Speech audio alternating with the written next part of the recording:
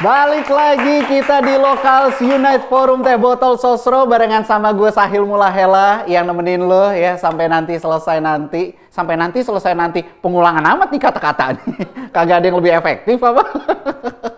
Oke, jadi kalau tadi kita udah ngobrol-ngobrol sama Mas Leonard dan juga sama Mbak Sabrina. Nah sekarang gue pengen ngobrol sama Mas Muklay. Beliau ini nanti akan bercerita tentang perjalanan karirnya sebagai seorang ilustrator. Tapi jangan lupa buat lo agen dan sista juga yang pengen bertanya, lo bisa bertanya lewat Q&A box ya. Dimana nanti akan dipilih juga penanya untuk bisa live bareng, untuk berkesempatan langsung bertanya sama narasumbernya. Nah, biar nggak lama-lama, sekarang langsung kita panggilkan Mas Muklay. Halo, halo. Apa kabar, bro? Baik, bro. Wih, cerah nih. Kayaknya masa pandemi ini nih tetap bisa berkarya, seneng banget ya. Alhamdulillah, Sob. Alhamdulillah. Oke. Mungkin boleh disapa dulu teman-teman yang ada di Zoom, yang ada di Kaskus TV, terus juga yang di YouTube-nya Teh Botol Sosro.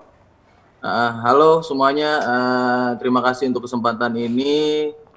Mudah-mudahan yang nonton ini di keadaan yang senang, gembira, dan juga yang pasti sehat lah ya gitu. Oke, amin ya robbal alamin. Nah, Mas Muklay, ini kan seperti kita tahu nih ya, ini kan kita lagi pandemi COVID-19. Udah mulai dari, ya sebenarnya sih dari Desember tahun lalu ya, tapi di Indonesia sendiri kan mungkin dari Februari sampai Maret kan. Nah, ini ada yang menghambat lo untuk berkarya nggak sih sebenarnya? Terhambat pastilah semuanya, mungkin nggak cuman kalau menurut gua nggak cuman gua doang ya, bahkan di sini yang terdampak di COVID ini bukan cuman pedagang-pedagang kecil, tapi juga perusahaan-perusahaan besar juga terdampak semuanya. Jadi dari segala aspek menurut gua semuanya terdampak sih gitu, semuanya terdampak. Dan ya memang di satu sisi bisa menjadi ujian juga, di satu sisi ya juga bisa menciptakan hal-hal yang baru yang belum kita lakukan sebelum ini gitu sih, kalau gue gitu. Nah, berarti kan di masa ini ada sesuatu yang bisa lu keluarkan atau bisa lu telurkan kan ya. Nah, caranya lu berkarya, caranya lu berkolaborasi, caranya lu berbisnis di era pandemi ini yang kita pengen tahu. Nah, makanya kita mengundang lu ke sini untuk lu tuh menjelaskan secara langsung ke agen dan sista. Silakan bosku. Yoi bosku, terima kasih Sahil. Ya, gue sebenarnya udah buat apa ya, sedikit presentasi lah. Sistem kebut semalam nih. Presentasi boleh dimunculkan presentasi gue? Oke, perkenalkan buat yang belum kenal, nama gue Muklay.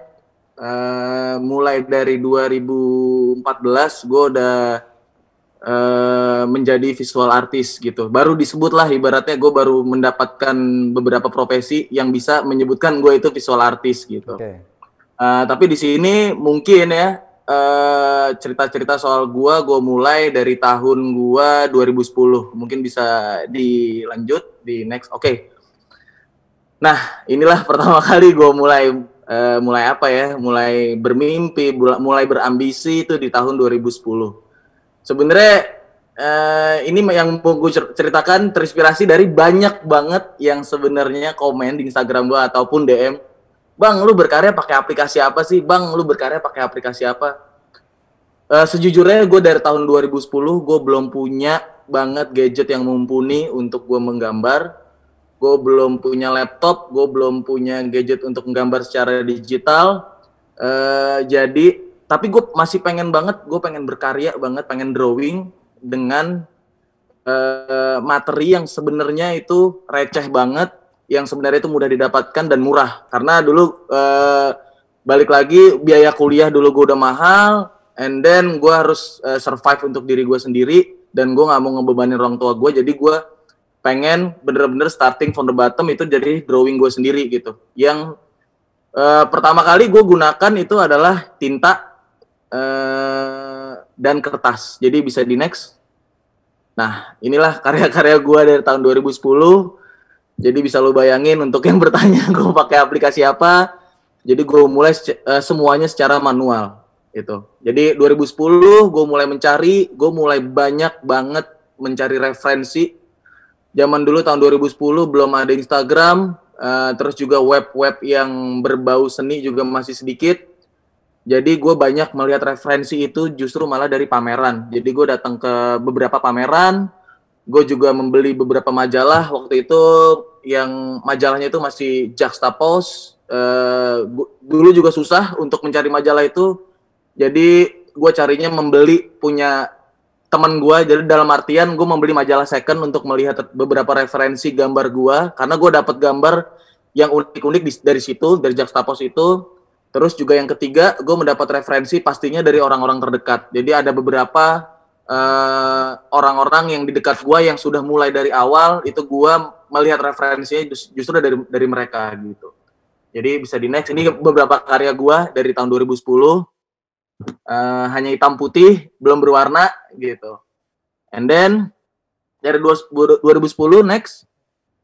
Oke, 2010 sampai 2014 gue balik lagi, gue tetap searching, gue tetap berproses. Yang pertama itu yang gue lakukan adalah materi. Baik juga materi dalam mengumpulkan uang, karena dalam kita berkarya juga kita memerlukan beberapa gadget, dalam artian gadget untuk membuat karya fine art, yaitu lukisan, ataupun grafis, ataupun juga patung. Itu butuh dana yang cukup besar, dan juga berkarya secara digital pun juga seperti komputer yang dengan spek yang tinggi, terus juga aplikasi juga butuh namanya materi. Selain materi uang juga butuh banget materi dalam asupan. Mau bicara apa sih karya kita, itu penting banget, karena itulah yang sebenarnya membuat kita sampai sekarang itu konsis. Karena di karya kita tuh ada yang kita omongin, ada yang belum selesai kita omongin gitu. Jadi itu sih yang membuat gue mungkin sampai sekarang masih konsisten tuh, materi itu pertama. Baik secara uang maupun juga secara tema gitu atau ide gitu. Yang kedua, gue mulai membuat karya secara serius. Yang tadinya gue cuma drawing, gue nggak memikirkan apa sih yang mau gue bawa di dalam karya gue tuh. Gue sampai sekarang nggak memikirkan itu 2010 itu. Tapi di tahun 2010 sampai 2014 gue mulai ada keresahan, gue mulai ada anxiety, gue mulai ada interest gitu. Lalu gue masukin ke beberapa lukisan gue. Jadi gue udah menciptakan lumayan banyak lukisan, lebih dari 10, baru gue memberanikan diri untuk entry di exhibition. Jadi kenapa ya? Karena emang kampus gua dulu bener-bener tidak terakreditasi untuk mengikuti beberapa pameran, karena di dalamnya itu tidak ada kurator, tidak ada juga seniman di dalamnya. Jadi gua harus berusaha sendiri. Jadi untungnya zaman dulu itu masih ada, tahun 2014 itu masih ada yang namanya open submission. Jadi di segala macam galeri itu membuka open submit. And then gue tinggal email karya gue, dan itu juga pun diseleksi gitu. Alhamdulillah beberapa kali gue mencoba gagal, tetapi untuk yang kesekian kalinya gue diterima di beberapa pameran yang menurut gue cukup oke lah gitu untuk itu. Dan abis dari situ entry the exhibition, menurut gue audiensnya juga itu aja. Akhirnya gue mencoba untuk make exhibition. Jadi membuat exhibition kecil-kecilan di kampus, juga membuat beberapa movement bersama teman-teman juga, komunitas dan segala macam. Dan itu bisa menjadi networking kalian sebenarnya dari situ. Dari 2010, 2014, gue selalu melakukan ini gitu. Jadi terus berkarya, terus pameran gitu. Walaupun waktu tahun 2014 karya gue tuh belum ada yang appreciate lah, dalam artian membeli atau mengoleksi. Jadi gue berpameran, karyanya nggak laku, gue bawa pulang, akhirnya di studio numpuk, dan nggak ada yang maksudnya ada beberapa karya yang rusak, ada yang beberapa karya yang gue kasih orang secara ikhlas gitu ya. Tapi ya mungkin disitulah starting point gue di tahun 2014 itu. Boleh next. Nah ini ada beberapa karya lukis gue gitu, beberapa karya lukis gue. Jadi bisa dilihat dari tahun 2010 perbedaannya. Jadi gue mulai mengenal warna, mulai mengenal komposisi yang sampai seperti ini, yaitu karena referensi gitu. Jadi gue selalu memperbaharui referensi. Jadi menurut gue referensi itu adalah salah satu hal yang menjadi peluru kalian sih untuk berkarya gitu, atau untuk membuat apapun sebenarnya dari referensi itu gitu. Terus next, yaps. Nah inilah sebenarnya lebih kayak titik balik gue selama ini sih. Mungkin gue merasakan datangnya cahaya gitu ya dari hal yang gue lakuin dari 2014 ini. Sebenarnya kalau ditanya ya, kalau misalnya ditanya lo berdampak apa sih sebenarnya, apa sih yang lo udah rubah selama lo di masa pandemi kayak gini? Jawabannya sebenarnya cuma satu sih, gue cuma pertahanin apa yang udah gue build dari 2014 sampai sekarang gitu. Alhamdulillah mungkin ini berbuah baik bagi gue gitu, yang mungkin bisa menjadi bisa menjadi masukan untuk teman-teman sekalian gitu. Nah, dari 2014 2017 lagi-lagi gue gue harus bilang kalau membuat karya itu butuh modal dan mental yang sangat besar gitu, karena untuk membuat karya lu butuh cat, butuh kanvas, dan itu harganya nggak murah. Jadi gue berpikir pada tahun 2014 karya gue pun juga nggak ada yang laku, dibawa pulang semua, dan gue nggak ada pemasukan untuk buat karya. Akhirnya gue harus menerima commission. Nah, waktu saat itu di zaman itu, bahwa seniman yang udah masuk ke ranah galeri mendapatkan commission itu menjadi tabu, karena mungkin dia bisa dibilang, lu nggak idealis, lu nggak bisa bertahan dari karya lu, dari karya idealis lu gitu. Nah, balik lagi, ya gue ngelihat pada saat itu, gue ngelihat realistis aja sih. Kayak ibaratnya, ya kalau gue nggak punya duit, ya kenapa gue harus maksain gue berkarya gitu. Gue harus di sini harus sustain dulu, gue harus survive untuk hidup gue, apalagi ini di Jakarta gitu. Dan waktu itu kuliah gue juga pun masih jalan, dan banyak banget kuliah-kuliah yang butuh modal yang sangat besar, karena gue kuliah di seni rupa gitu, harus buat tugas, harus buat project dan segala macam. Makanya gue dari sini gue menerima commission. Nah, menerima commission ini sebenarnya apa sih? Sebenarnya gue pernah menjadi penjaga pameran, itu satu. Kedua, gue pernah menjadi artisan seorang seniman terkenal gitu. Gue menjadi artisannya selama mungkin 5 bulanan gitu. Gue membantu dia untuk melukis, gue membantu dia untuk mural. Terus abis dari situ gue dapat networking, mungkin juga gue mencari seniman yang tepat pada waktu itu yang gue bantu. Akhirnya dia mencoba untuk memasarkan gue juga, and then gue mungkin dari 2014 ini gue mulai mendapatkan commission secara karya gue pribadi. Jadi ada beberapa klien yang meminta gue untuk, gue mau dong karya lu di kafe gue mau dong karya lu di kamar apartemen gue, kayak gitu ya. Ya seperti itu Pak. Pada zaman itu masih dalam konteks lukisan atau mural. Jadi commissionnya masih itu. Terus dari situ gue mulai udah dapat materi. Habis dari situ mulai dapat interest juga, anxiety juga masih dilakukan. Gue masih mulai mencari beberapa ide-ide yang menurut gue fresh untuk gue buat jadikan karya, and then baru masuk yang namanya Gallery and Art Fair. Jadi selama gue dari 2014 gue baru diundang. Jadi waktu tahun 2010 sampai 2014 gue ikut exhibition itu dari Open Submit. Jadi gue nggak diundang sama galeri. Dan 2014 sampai 2017 gue mulai diundang. Jadi gue rasa sih mulai ada yang melirik karya gue lah, mungkin dari omongan, mungkin juga dari beberapa orang yang sudah membeli karya gue, dia mulai memasarkan karya gue dari situ sih. Terus dari 2014 sampai 2017 gue juga mulai starting social media and manage social media. Itu menurut gue sangat penting banget, dan waktu itu masih sedikit banget orang-orang yang visual artis yang bergerak di galeri yang mempunyai sosial media dalam konteks Instagram itu sih. Nah, bisa dilihat beberapa commission gue. Next. Nah, oke, ini beberapa instalasi. Gue juga membuat instalasi, gue juga membuat patung 3D dan mural beberapa kali gitu. Nah, inilah yang menjadi sebenarnya commission ini yang menjadi tongkat gue untuk hidup sehari-hari sih gitu. Jadi kalau tadi diceritakan ketika gue membuat karya di galeri, itu 100% idealis gue ada di situ. Ego gue pun ada di situ. Secara kalau misalnya gue membuat karya exhibition dan lukisan gitu, karena Orang juga membeli ide, orang membeli cerita, orang membeli ego gue, orang membeli pengalaman gue selama ini, orang membeli anxiety gue mungkin yang mereka juga rasain. Tapi ketika kita di commission, lo nggak bakal bisa kayak gitu. Lo nggak bakal bisa, gue maunya gambar kayak gini, gue maunya gambar kayak gini. Lo nggak bakal bisa. Lo bakal hancur di tengah kalau misalnya kayak gitu. Karena menurut gue, klien yang membayar lo, klien yang udah punya konsep, itu nggak bisa begitu gitu, itu nggak bisa kayak gitu. Dan akhirnya gue mulai mencoba realistis dan menurunkan ego gue. Kalau commission ini mungkin ego gue cuma 20% lah, 20%, 30%. Jadi gue harus mengurangi 70% ego gue untuk berkomisi gitu. Ya emang harus kayak gitu, karena menurut gue dari commission ini gue bisa menjadikan modal untuk gue berkarya lagi kayak gitu. Jadi ya perputaran materinya sebenarnya di situ gitu. Oke, bisa di next.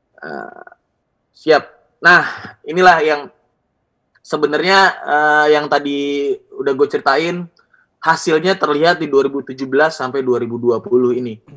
Jadi gue tetap menjalankan commission and exhibition. Tapi gue berpikir kayak gini, aduh kalau misalnya commission ya paling cuma dilihat beberapa orang.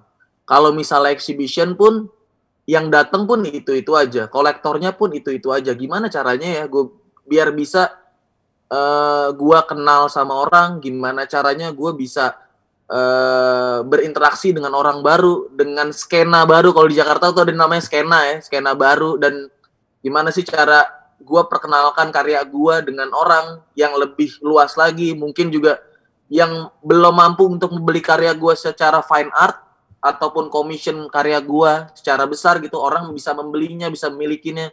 Gimana caranya? Pertamanya gue bukan melakukan kolaborasi dulu, tapi gue starting New Hobbies di tahun 2017-2020. New Hobbies gue sebenarnya bukan New Hobbies ya, jadi sesuatu, karena kan 2014 sampai 2017 tuh mulai ada sosial media. Jadi mau di branding apa sih sebenarnya sosial media gue nih? Untuk apa sih? Apa lu cuman pengen mengeluarkan karya lu doang, menunjukkan karya lu? Oh, ternyata orang-orang juga tertarik ya dengan kehidupan seseorang, bisa menginfluence orang lah. Jadi gue mulai menunjukkan beberapa hobi gue di situ. Jadi dalam artian nih, hobis ini bisa dijadikan ide untuk kalian untuk untuk berkomunikasi dengan orang baru sih. New hobbies gue pertama itu adalah sneakers. Itu sebenarnya gue udah mengoleksi sneakers dari tahun 2012 sampai sekarang. And then juga sebenarnya lebih ke motor dan juga basket. Jadi dari situ gue mulai intens untuk hobi gue, karena mungkin udah punya penghasilan, gue mulai punya hobi, and then gue jalanin terus konsisten. Dan akhirnya bertemu dengan orang-orang yang sebenarnya orang-orang baru gitu. Dan barulah di sini gue mulai starting di kolaborasi. Nah, pertama kali sebenarnya gue gak pengen sih gue menjadi seniman. Itu menurut gue itu mimpi gue sih. Karena seniman itu menurut gue sangat berat bebannya gitu untuk dibawa ke kehidupan gue gitu. Menjadi seniman, bebas menjadi seniman. Bersikap bodoh amat gitu. Ternyata enggak. Seniman tuh kalau di zaman sekarang tuh sangat punya aturan sebenarnya gitu.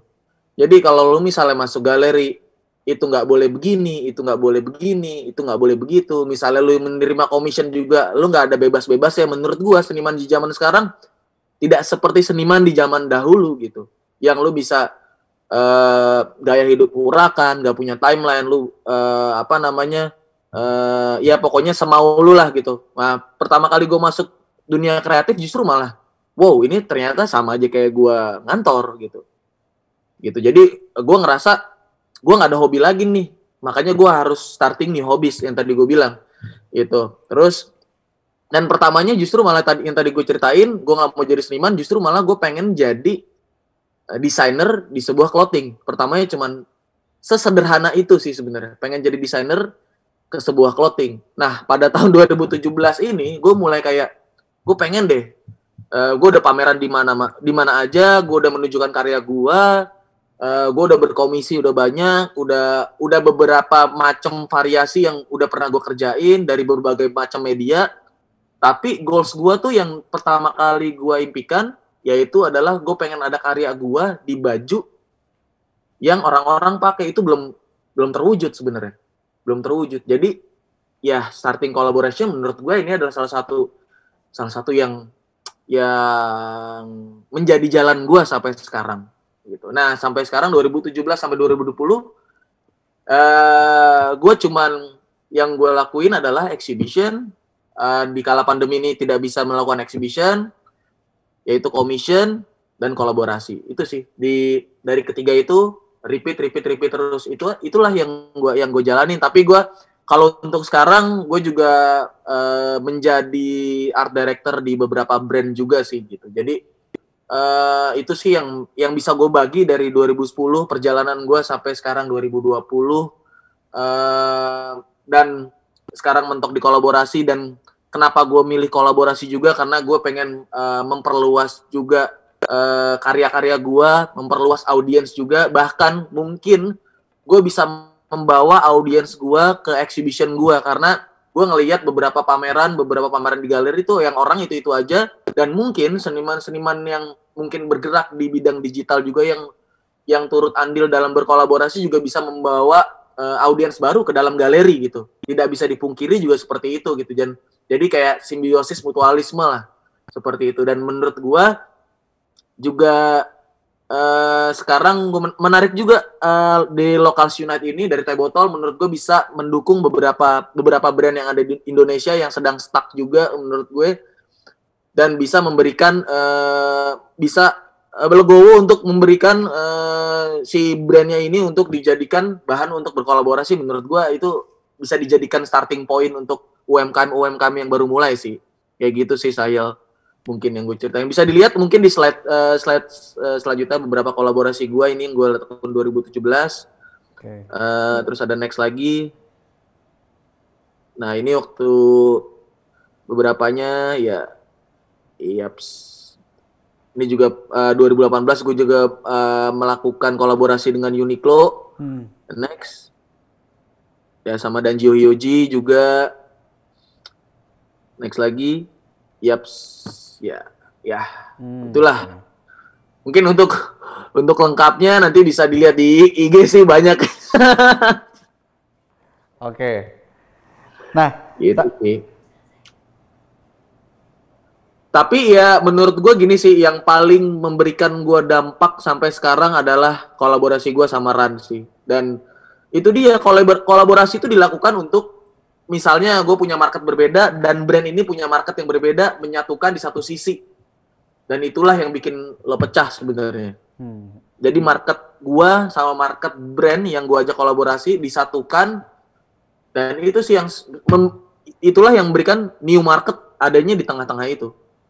Jadi menurut gue kolaborasi adalah hal yang harus dilakukan di zaman sekarang gitu. Jadi nggak ada lagi yang namanya kompetisi menurut gue sih gitu.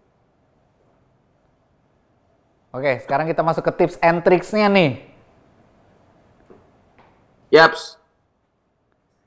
Mungkin bisa dijelasin juga ya untuk startingnya tuh di profesi ini tuh seperti apa sih tipsnya? Starting point itu yang pasti lo harus ada ketertarikan sih. Ketertarikan. Jadi menurut gue gini, kecintaan lo akan sebuah passion itu penting banget. Jadi either lu nggak dapet duit dari sini, either lu juga belum dapat penghasilan, atau lu juga belum dihargain, tapi lu tetap melakukan hal itu berkali-kali.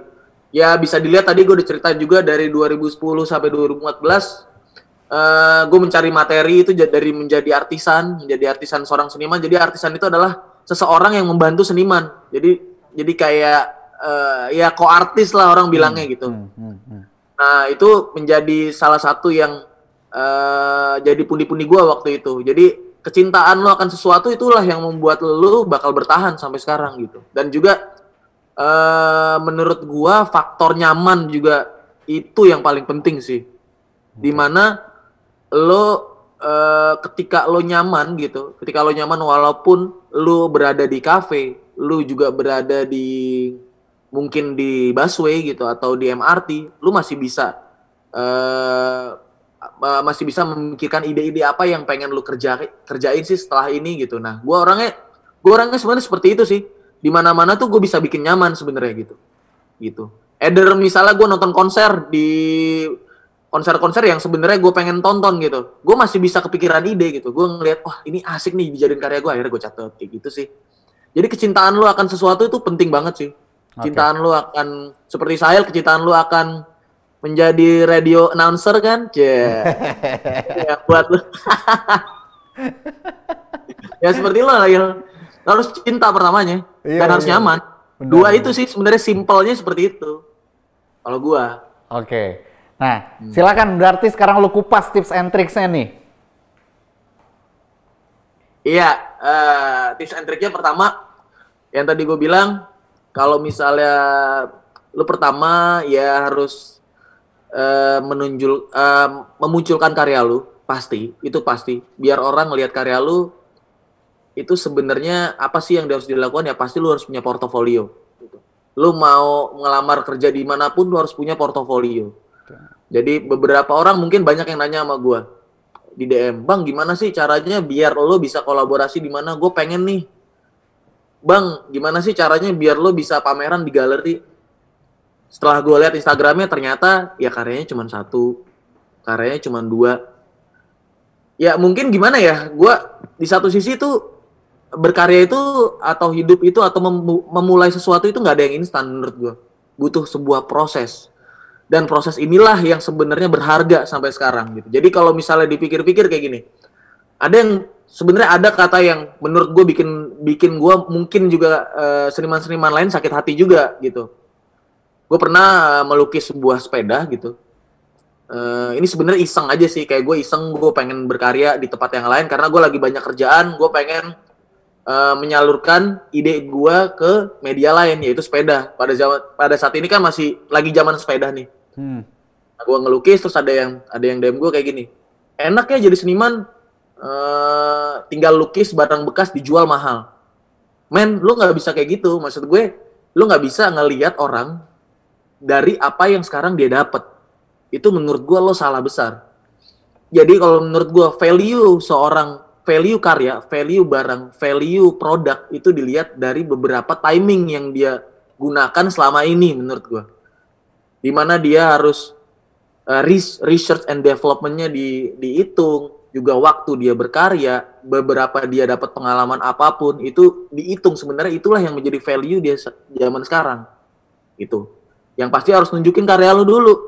Gitu, biar dilirik orang. Gimana caranya? Sekarang lu nggak harus melihat dari gua 2010 sampai 2014. Sebenarnya lu udah bisa lihat dari gua tahun 2014 sampai 2017, which is di situ udah ada sosial media yang lu bisa sekarang gampang aja lu ngupload gitu, gampang aja lu jadwalin, gue harus ngupload setiap hari.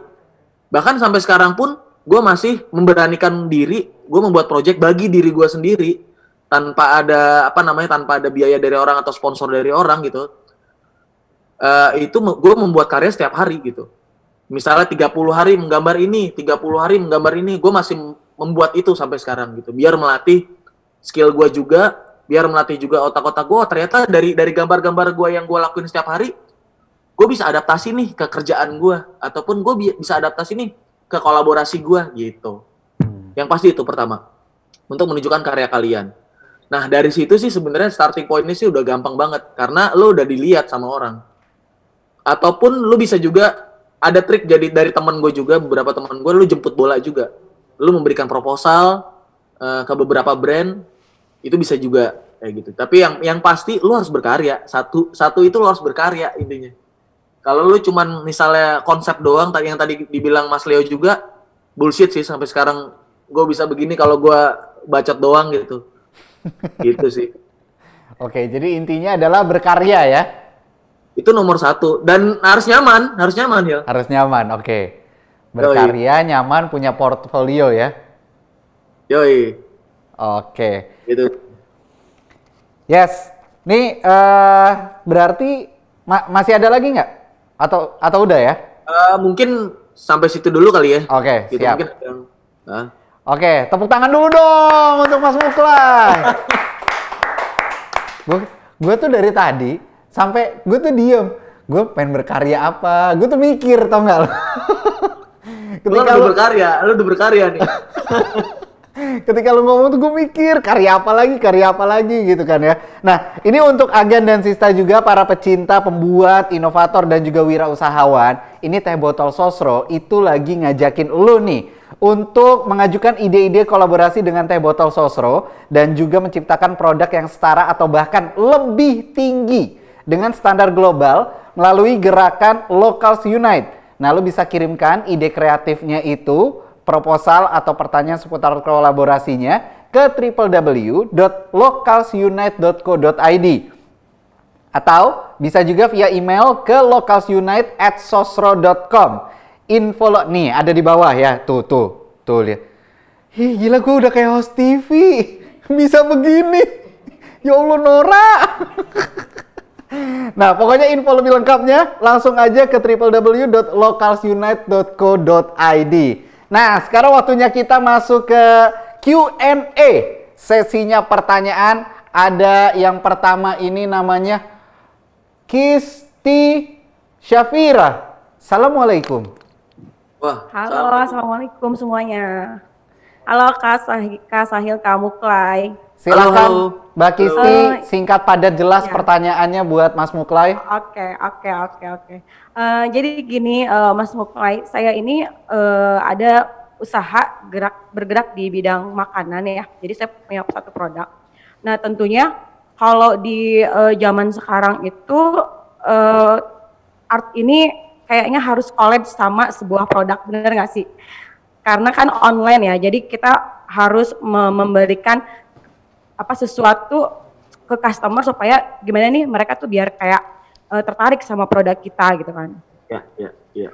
Jadi pertanyaan saya tuh bagaimana menentukan konsep art collapse dengan sebuah produk, entah itu makanan, minuman, others lah ya. Kemudian perpaduan warna-warna atau ide illustration apa sih yang banyak disukain sama customer gitu. Terus kemudian yang terakhir nih, sebesar apa pengaruh art ini terhadap omset penjualan kita. Jadi kan itu kan akan dijadikan marketing tools untuk bisnis kita kan. Mungkin itu aja sih Kamu Klay. Terima kasih. Silakan Om Muklay. Waduh, pertanyaan. Dijawab. Dosen S3 tuh gue tuh jawabnya.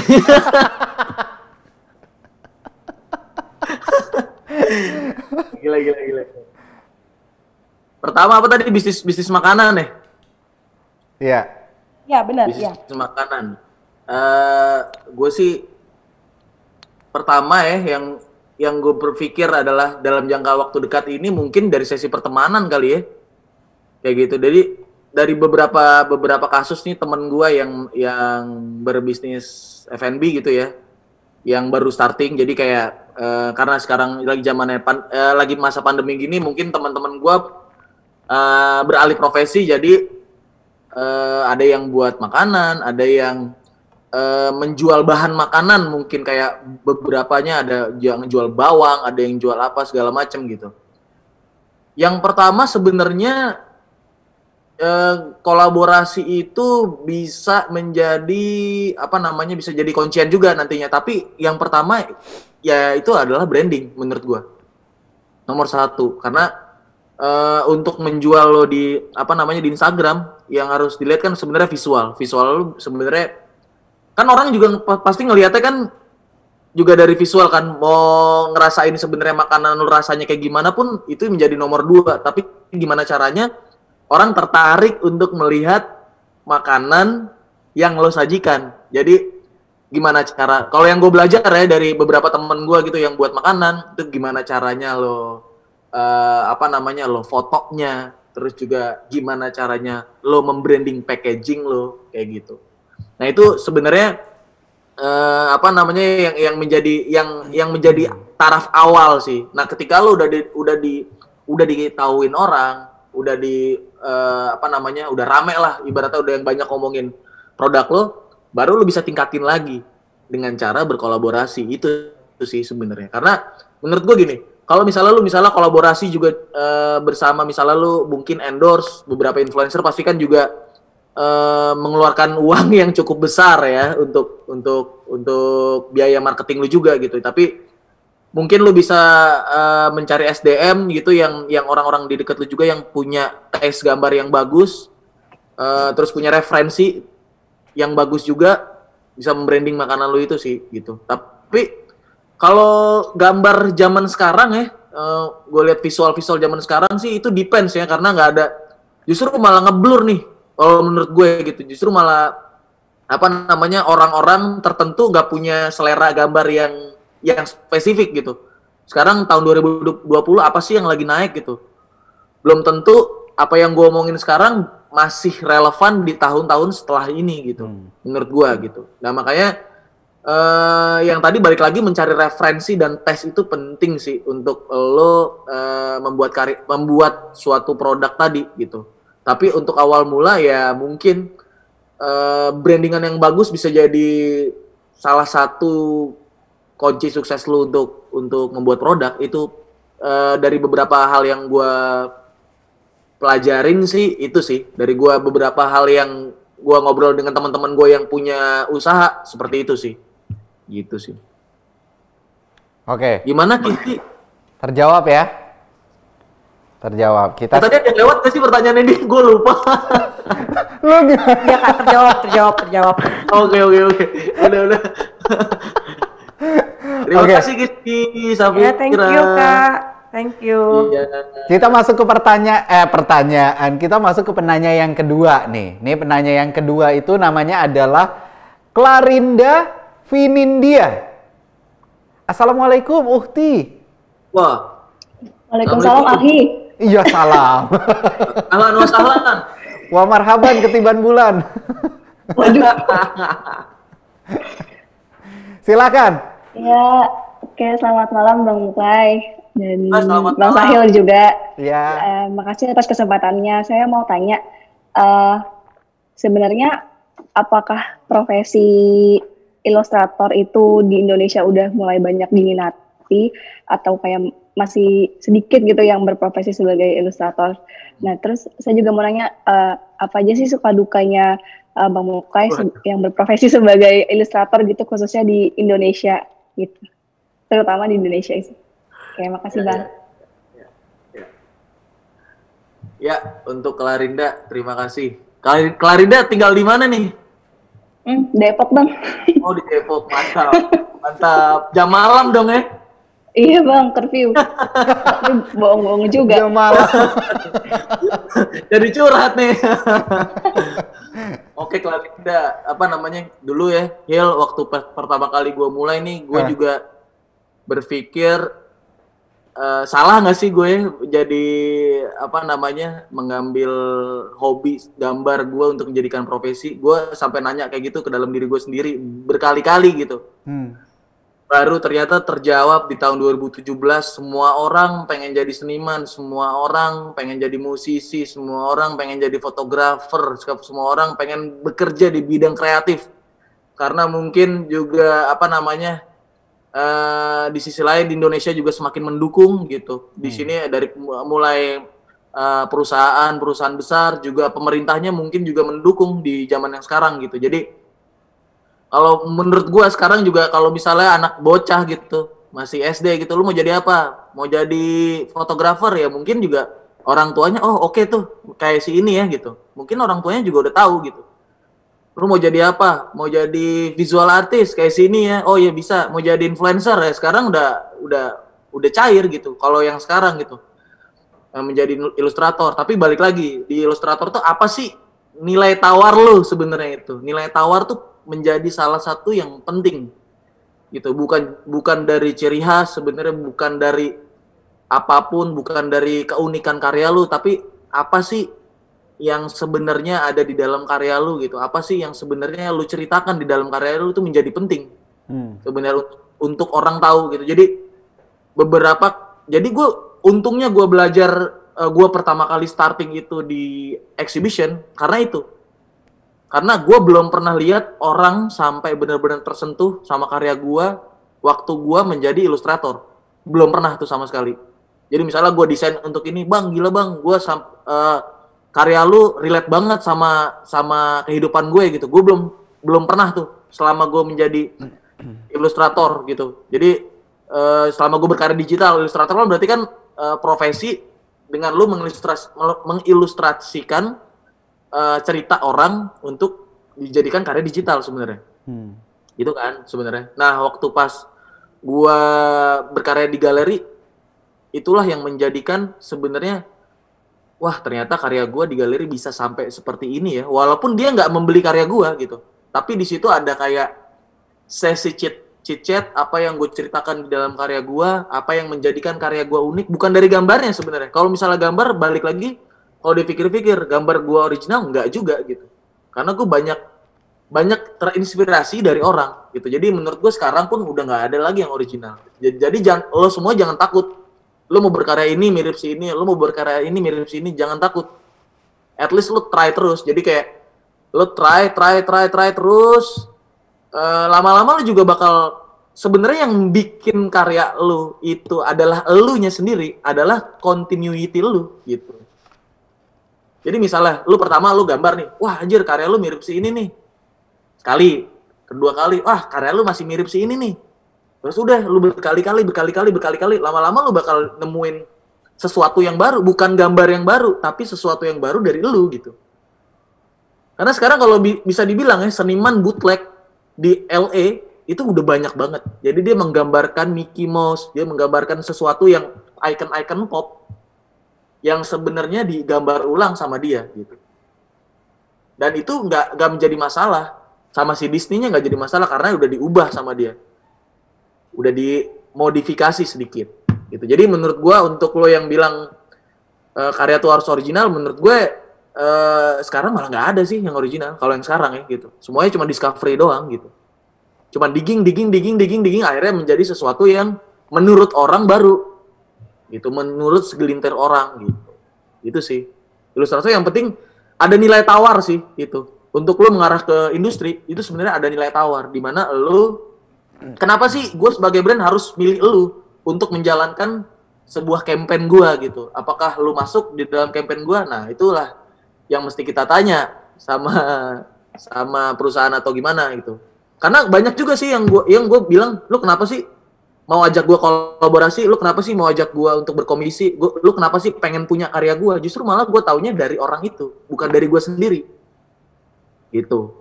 Ya kalau misalnya gue jelasin sendiri terkesan gue narsisik banget ya. Tapi kalau misalnya gue ceritain apa yang orang rasain ke audiens gitu. Gitu sih. Suka dari dukanya singkat aja, suka dukanya. Wah tadi panjang kan nih? Kagak. Enggak. Ya suka dukanya itu sih tadi yang gue bilang, yang banyak orang komen kayak gitu. Jadi kayak misalnya gini.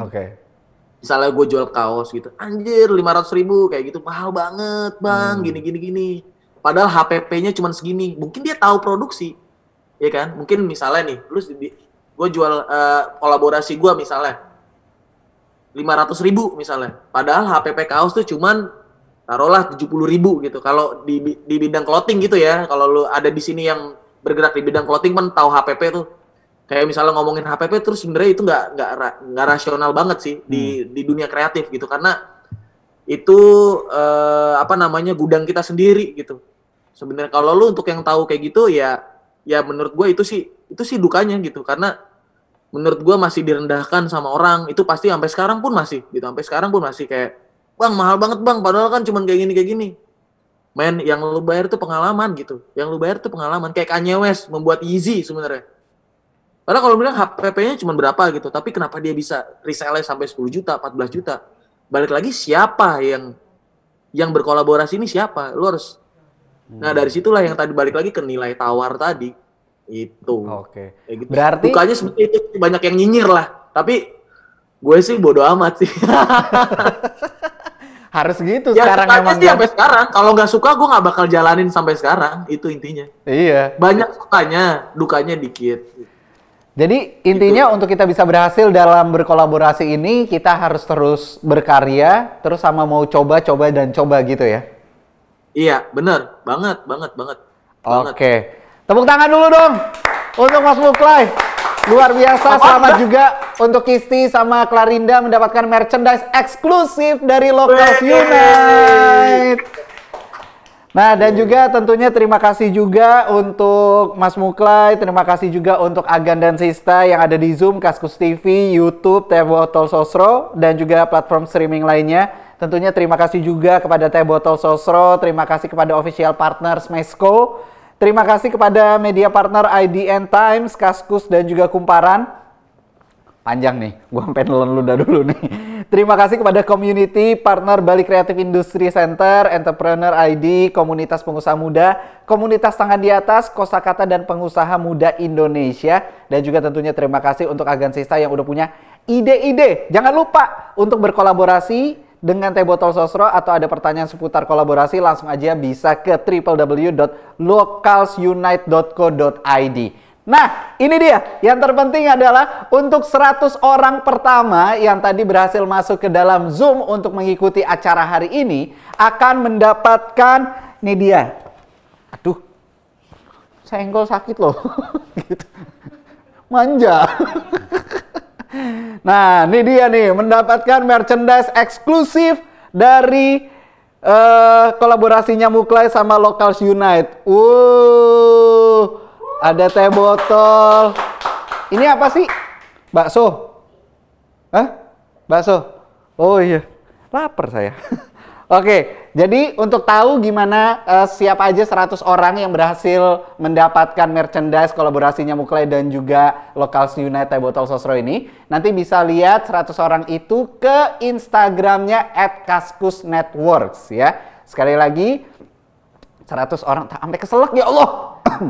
100 orang tadi akan diumumkan lewat Instagram @kaskusnetworks ya. Sekali lagi terima kasih untuk Agan Sista semuanya, terima kasih untuk partner-partner semua. Dan tentunya saya Sahil Mulahela pamit undur diri. Mohon maaf kalau ada salah-salah kata. Have a great day, stay healthy, stay positive. Tetap disiplin untuk menggunakan masker. Dan akhir kata, gua Sahil Mulahela. Ahlan wa sahlan Ahlan wa sahlan wa marhaban. Sampai ketemu lagi. Assalamualaikum.